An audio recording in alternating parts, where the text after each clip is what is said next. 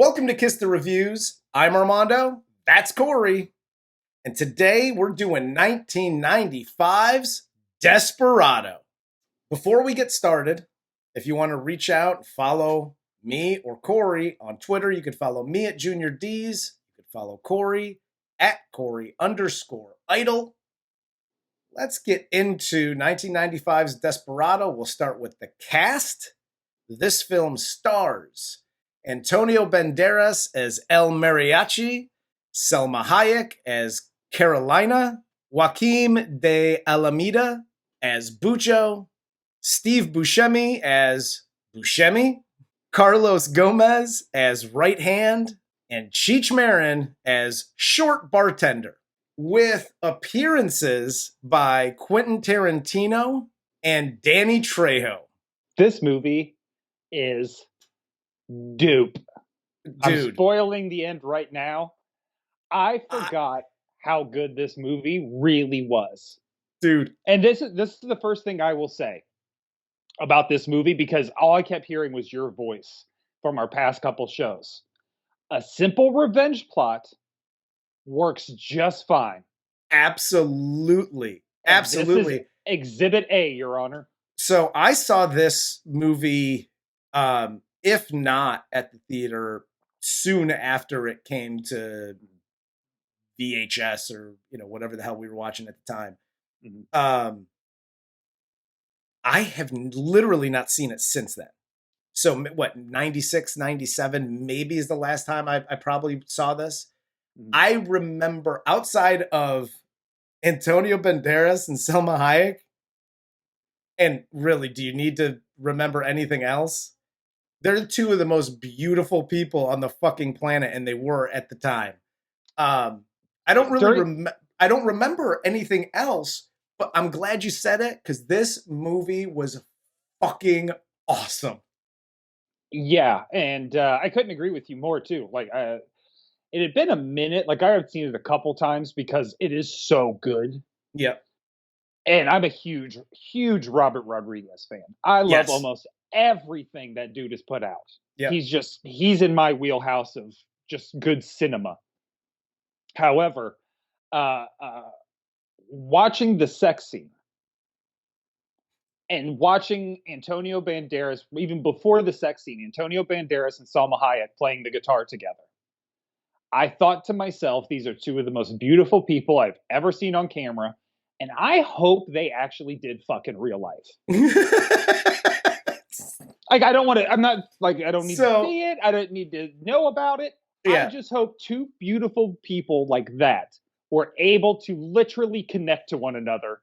Yeah. Before their lives ended, because they deserve absolutely.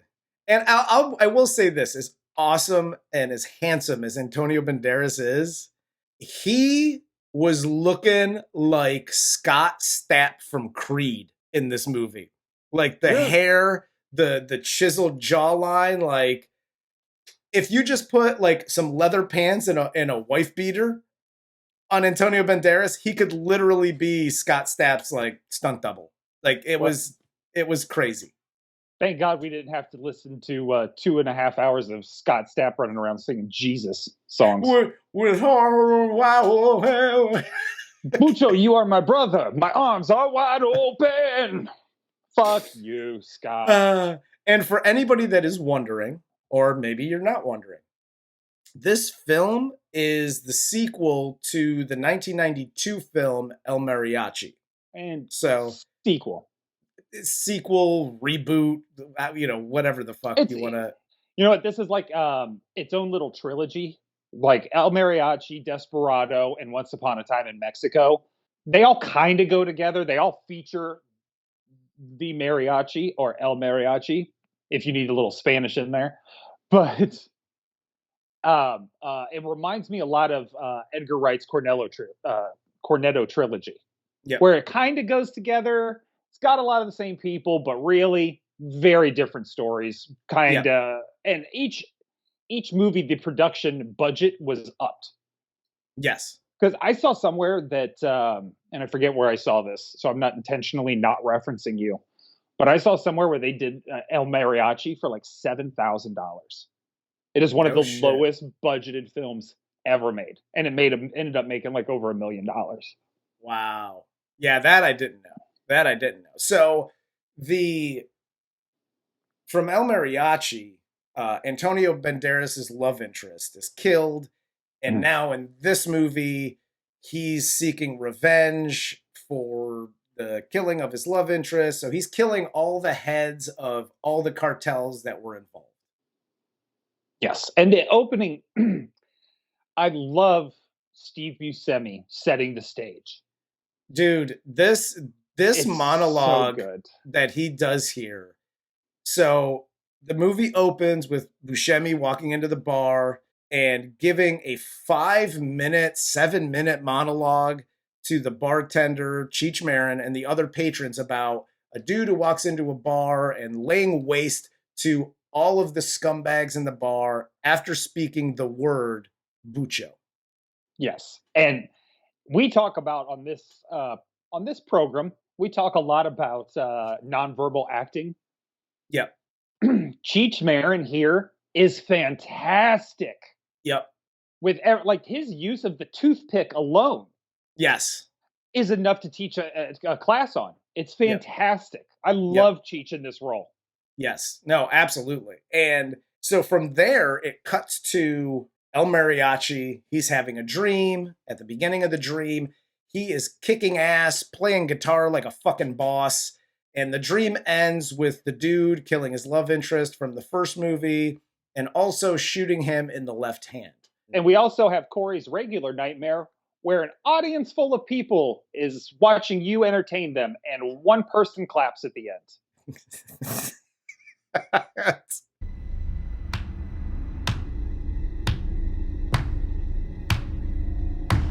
We then see Buscemi come knock on Antonio's door.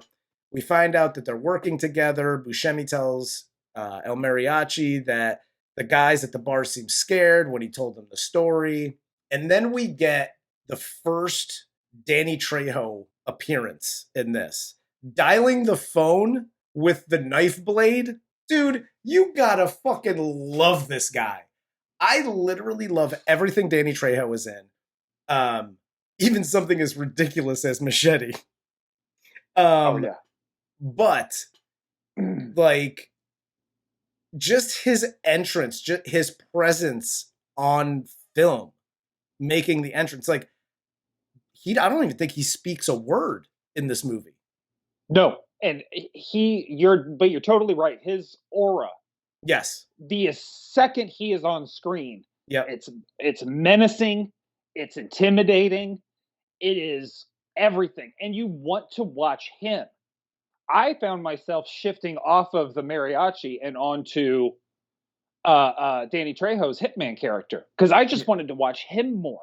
Yes. He was so compelling and so interesting. I know what Antonio Banderas is looking for. Yeah. We already got the backstory. We know where we're going here. Yeah. I want to know why this badass motherfucker, who is the first one I ever saw in a movie with throwing knives as their primary weapon, just wandering around town. They give no indication who he is or what he's doing in town.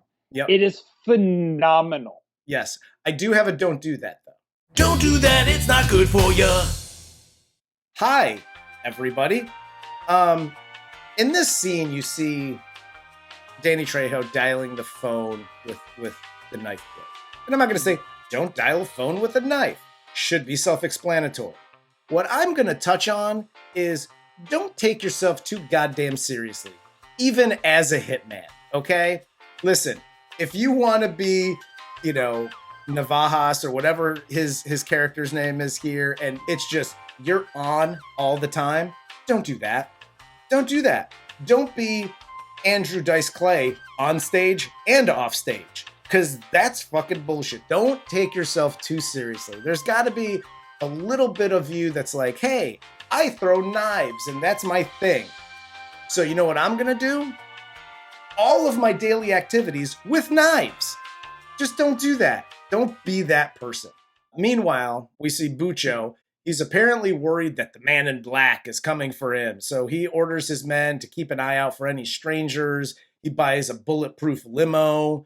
And I do respect Bucho here because he's not your typical bad guy that we've seen in movies.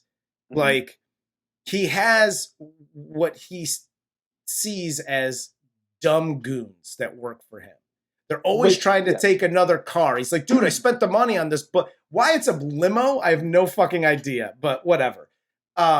That's a bad decision in and of itself. But they keep going into these other vehicles, and he's like, I just spent money on this bulletproof vehicle. Take that so you don't get fucking killed. I'll take my truck. Take the car. That's what I bought it for. If you see someone you don't know, kill him. I love the use of his crew as the comic relief Yes. in the movie, because it broke up everything so nicely, or else this would have just been so serious and so dark and so gritty. It would have been one of those movies you left kind of rubbing your hands and like needing to wash your hands after. You're just like, fuck, like I just feel dirty. The sprinkling of comedy throughout this, and it's not overt. It's not like hit you over the head, comedy. Right.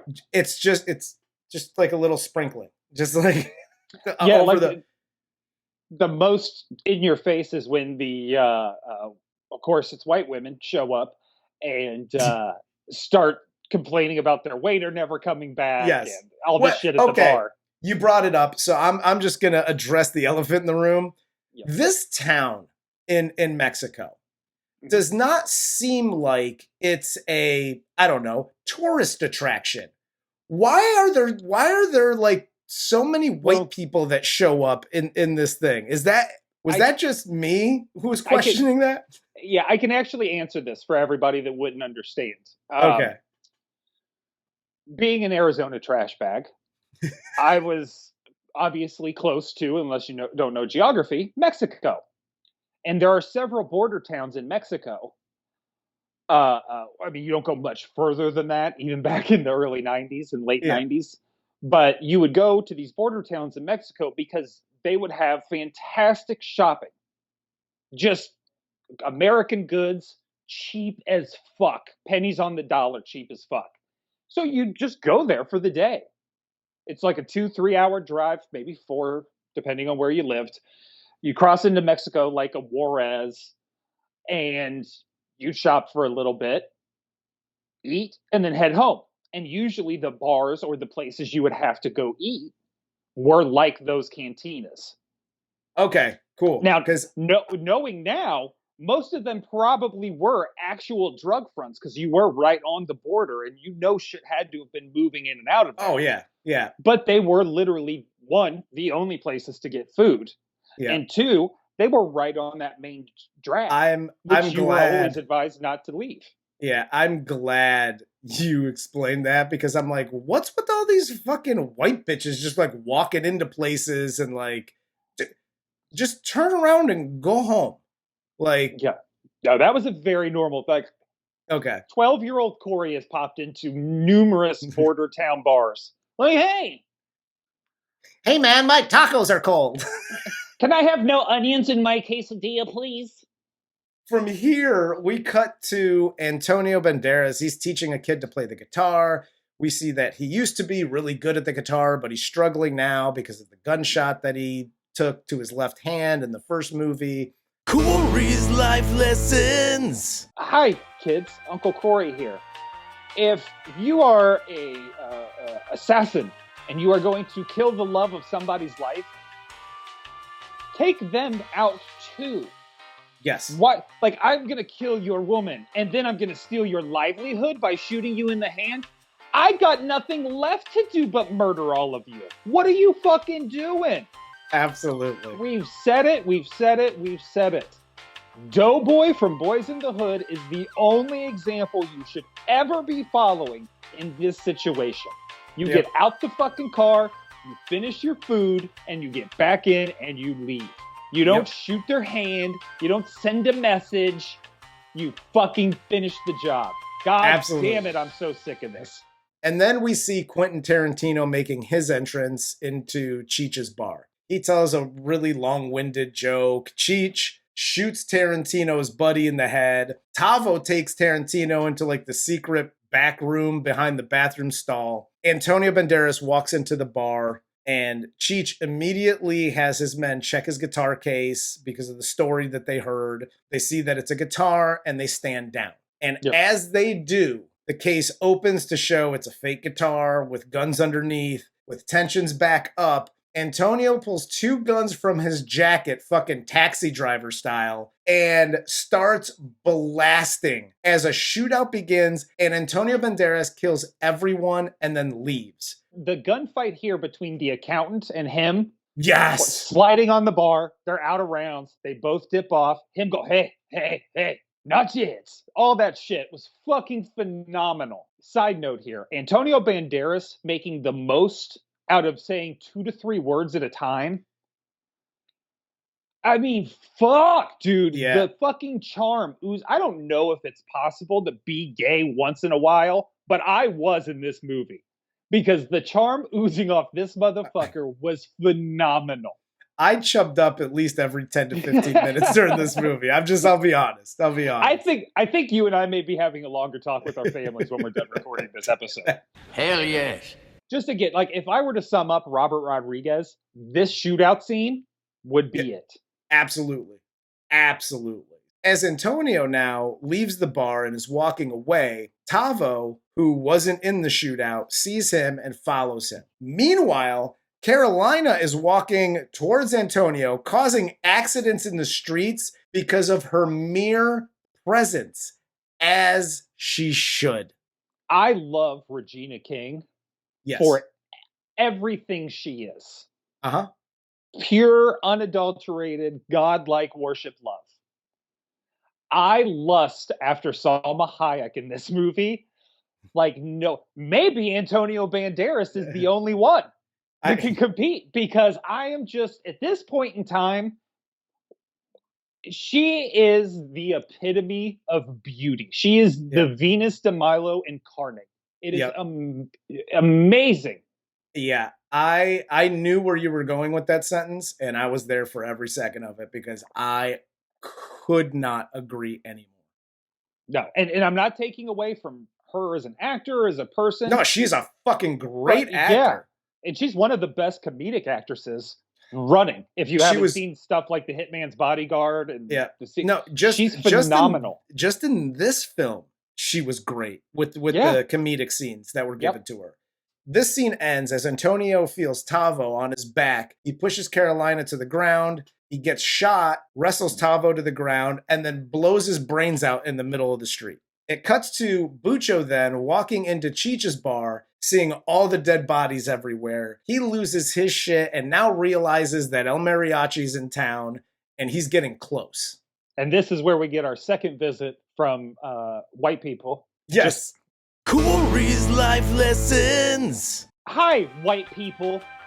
Uncle Corey here. If you walk into a fucking bar, literally anywhere on this planet, if you walk into a bar and you see it is covered with blood and dead bodies and flies, and there's just a group of guys that are paying you no attention, back it up. Back it up. This isn't a movie. It's not a fucking joke. Back up and get the fuck out of that town as fast as you possibly can. Absolutely. These dumb shits. Chad and Karen just sit there with their mouths wide open until they're wrecked. Bucho didn't need to look at you and talk to you. That's how fucking entitled white people are, white people. You fucking had to be recognized that you saw the thing. Every other minority on this planet knows to get the fuck out of that room. But you flat top wearing motherfuckers with your polo shirts tucked into your fucking jorts. You cunts. We cut to Carolina helping with Antonio's gunshot wound. And this is such a great humorous scene as we get the back and forth. We get her taking the bullet out. We get him drinking the water, and that's the hot water. Like, there's so many pieces of this scene that are great. And this is what I'm talking about. It's not over the top ridiculous. They play it off, and their chemistry is so good here that it's just the back and forth between them and the comedy that's peppered in throughout this whole scene is because you're getting exposition, you're getting, this peppered comedy, you're getting all of that in a very brief, I mean, it's like a couple minute scene, but it just very brief scene. And it just lays out the rest of the movie. No, it's perfect in every way.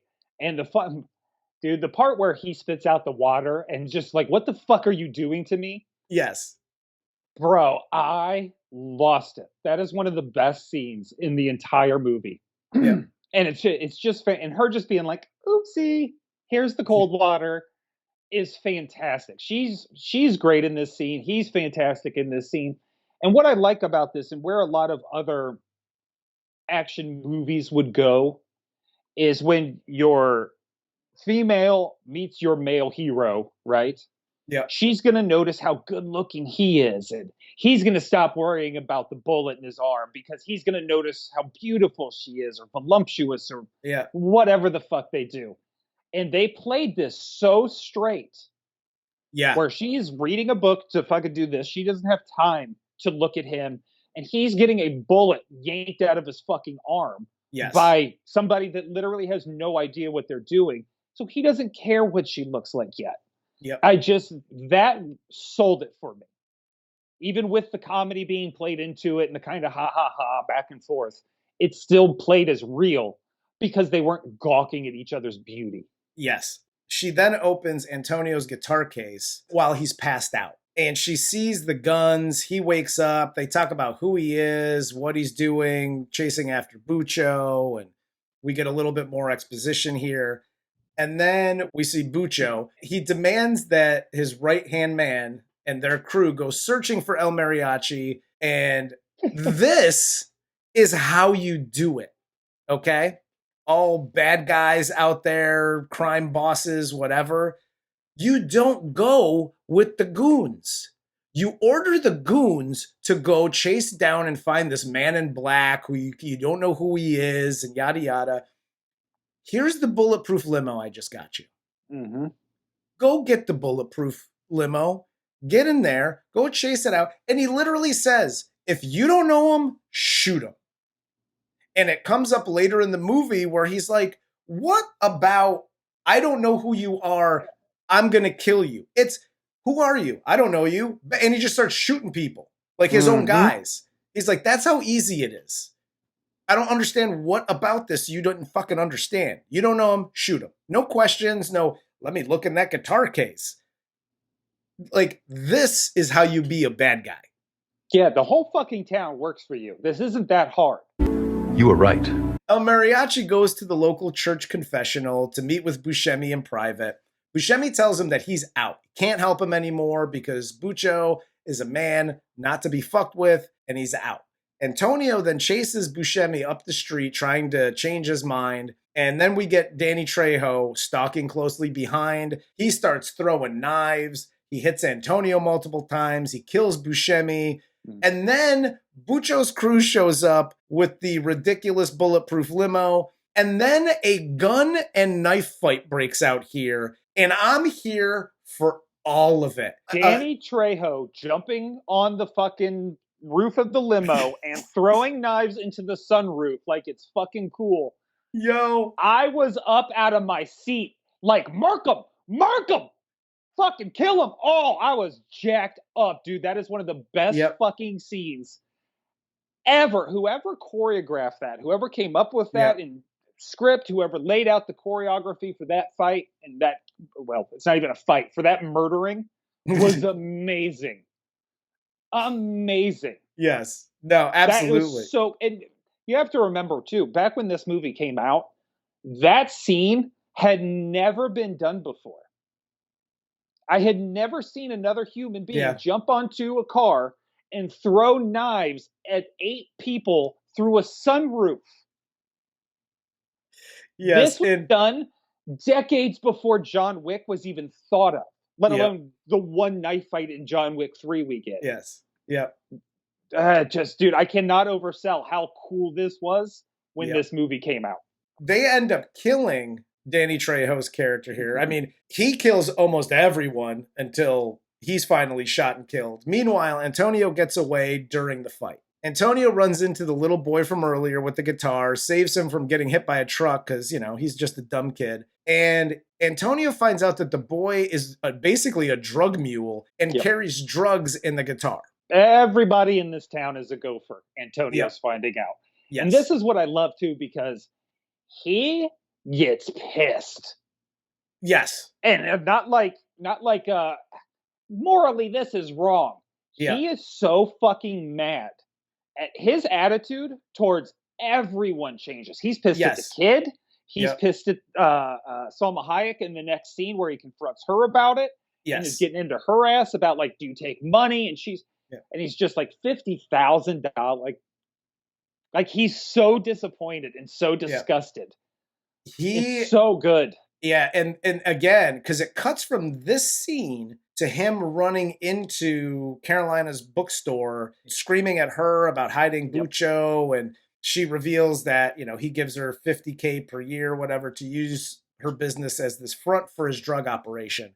It starts like it's a revenge plot. He's going after this guy, and there's obviously anger because they killed his love interest from the first movie, yada yada. And then it levels up. You're right again. Plots like revenge, just sheer you killed my lover, I'm coming after you, revenge, can get stale if they drag out too long, like it would have been in this movie. So adding that extra where he's out to end it all now. He's over it. He's done with the town. He's ending all of this bullshit. Yeah. That ups it so much that it's just, it reinvests you into the movie. And during this time, because she's also fixing him here, Bucho then walks in. Antonio hides behind the counter. Bucho then walks in and gives Salma Hayek the most awkward, unwanted kiss ever. And they chit-chat about El Mariachi and his whereabouts. And while El Mariachi is behind the counter in the bookstore and is loading his weapon as they talk. Now, I got a couple of things here. One, a quick don't do that. Don't do that, it's not good for you. Hi, guys out there, and I mean, I guess girls too. When you start grandpa kissing on people, and you get that shit, and you can feel because he's holding her in the scene. Mm-hmm. You can feel when somebody recoils when your lips hit their face. If you feel the recoil, just fucking stop, and just be like, I get it, you're the big drug cartel guy, but also just fucking stop. She's obviously disgusted with you, so don't just in real life, don't do that. Just you feel the recoil, immediately stop, maybe apologize, go, hey, I thought that was gonna be a thing, apparently it's not a thing. Yeah, no, he alludes to the fact that they've had sex before. Yes. So I can understand him going in for the kiss, but also, when they recoil, it's embarrassing. But also, just kind of be like, all right, word. And what's funny is at the end, he goes in for a second one, too. Yes. It's like, dude, read the room, bitch. Yeah. She's just not that into you. I mean, it's a book, it's a movie. Check it out. Yes, it is. The part of this scene, to me, that is what makes it, is him slowly and as quietly as possible trying to chamber around. Yes. In his sidearm. Dude, that was so, I don't even know how it was, but it was so cool how slowly he was doing it, how tense it was. And then when he does it, he's like, whew.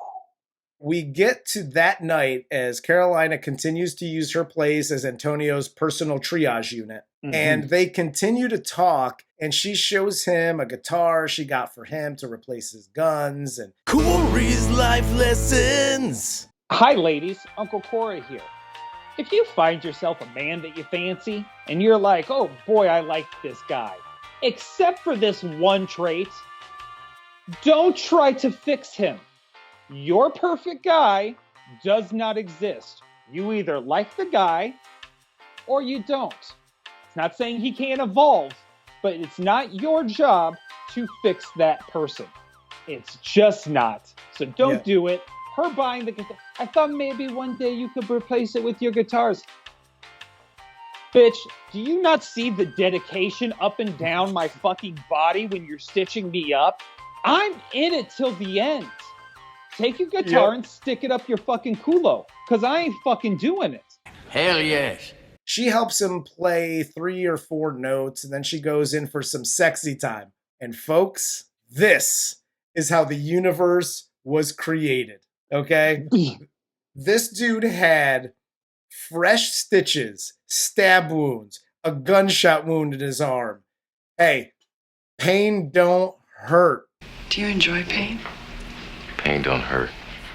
And if I may add on to that, for all you kids out there, this is how you fuck. That's the way it's supposed to look. Yes.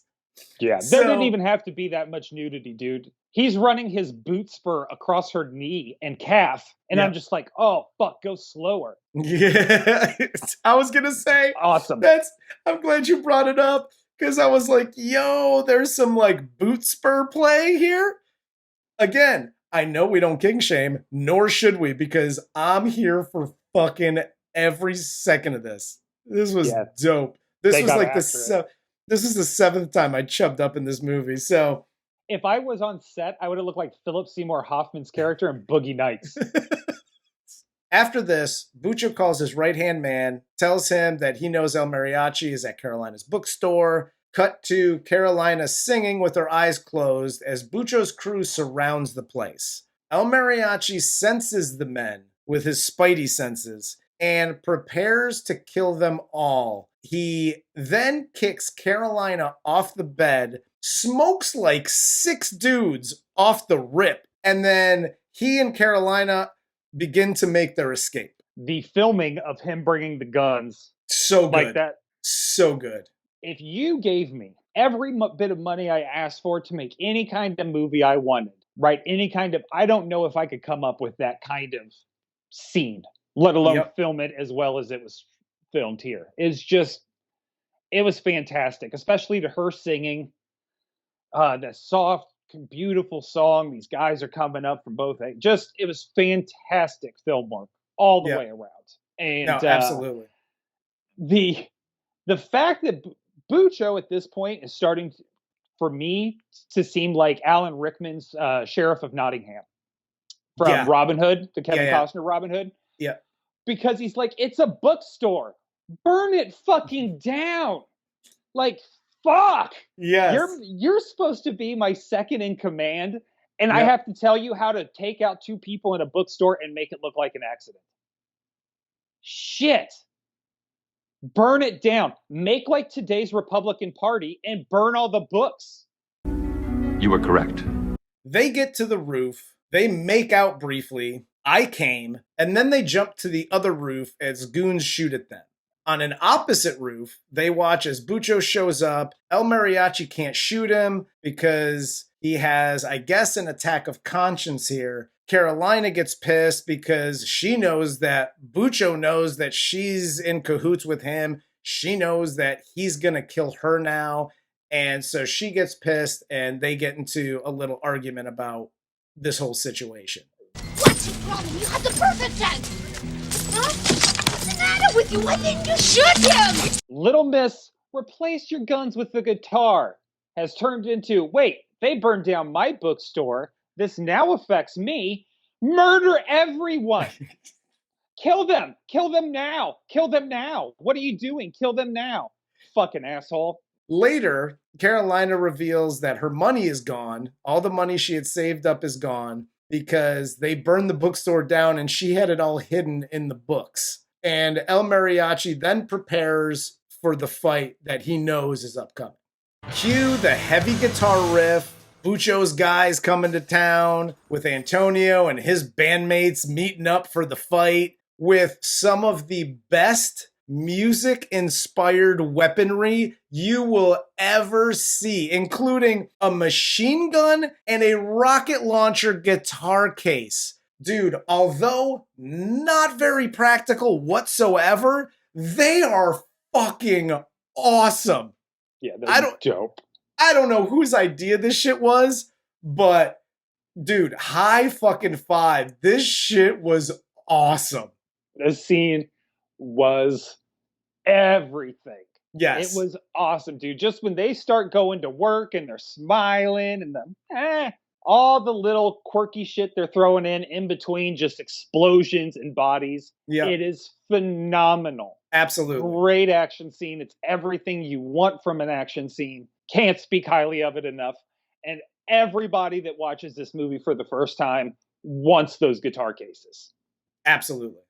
I asked Santa for decades for those fucking guitar cases. Never got a goddamn thing. You fat jolly bastard. You don't talk that way to Santa. Tell Santa you're sorry. Like, he sees you when you're sleeping. He knows when you're awake. And he knows what you're going to fucking do with those fucking guitar cases. So after this gun/rocket fight, Bucho's crew gets fucked up. Antonio's friends die. And he and Carolina get away. The boy from earlier also catches some gunfire during this firefight. So Antonio and Carolina take him to the hospital. Our running series on children in movies, it used to be just horror movies. Yeah. Now it's pretty much every movie. Because if you watch closely, okay, the mariachis are all doing very well. They are winning this fight. Nobody is expecting this. They got the bad guys all kinds of kerfuffled. And then what happens? El Mariachi notices the little boy has been shot and he leaves. He leaves his wingman. 5 seconds later, my man gets blasted. Thanks, kid. Way to fucking be in the middle of a fucking gunfight. Yes. You stupid. I went to play guitar and I sell drugs for my dad. And blah, blah. Get the fuck out of here. You shouldn't be here. You're goddamn right. Oh, I loved this kid up until this moment. And then I'm like, you know what? It's a kid. Of course he fucked up. So El Mariachi and Carolina get to Bucho's place. Bucho's there with the rest of his goons. We find out here that El Mariachi is Bucho's brother. Dun dun dun. That's why I couldn't shoot him earlier. And there's a lot of talkie as Bucho is about to shoot Carolina. Antonio brandishes the guns from his jacket again, kills his brother. I sort of like Bucho here because he's completely unwound. Yes. But he also brings up a very good point to Antonio Banderas. Like, you're doing all this because people that worked for me killed the woman you loved. Yes. But now you love this woman. Why are we still doing this? Your man killed the woman I loved. But you killed them. So what do you want from me? But isn't she the woman you love now? When we take away something, we replace it with something else. On the flip side, Bucho is about to kill Carolina and let Antonio Banderas go. So we're literally going to do exactly how this all started in the first place? Exactly. Come on, man. Yeah. But I do like his plan, though. His plan is particularly cruel and very good for a bad guy, which is, you're going to watch her die, and then I'm going to forgive you. That is some cold-blooded, cool ass shit. Absolutely. I can't even pretend like, man, this is bad. It is awesome. It transitions here from that into Antonio talking to the boy in the hospital. He leaves and speaks to Carolina briefly. And as he's walking and leaves her behind, he says, "Have I thanked you? I will." The callback from earlier in the movie. Callback. Da, da, da. And then as Antonio is leaving town, he's picked up on the road by Carolina. They make out again. I chub up one last time, and they drive off, fade to black, roll credits. And I know we said this to kick this review off. This is such a great movie. I had I know, we've talked about, watching movies and, I'm taking notes and I'm doing this. I literally, at one point, I put down my shit. Like, this was so enjoyable. Mm-hmm. I didn't want to take notes or write jokes or do anything like that because I just wanted to enjoy the ride of this one. Like, it was that good where it forced me to just focus on the movie. And dude, beginning to end, I have zero complaints about this thing. Situations, writing, directing, like the whole thing, because Robert Rodriguez wrote and directed this. Mm-hmm. And he can write and direct any film and I will watch it because this is fucking amazing. Yeah, this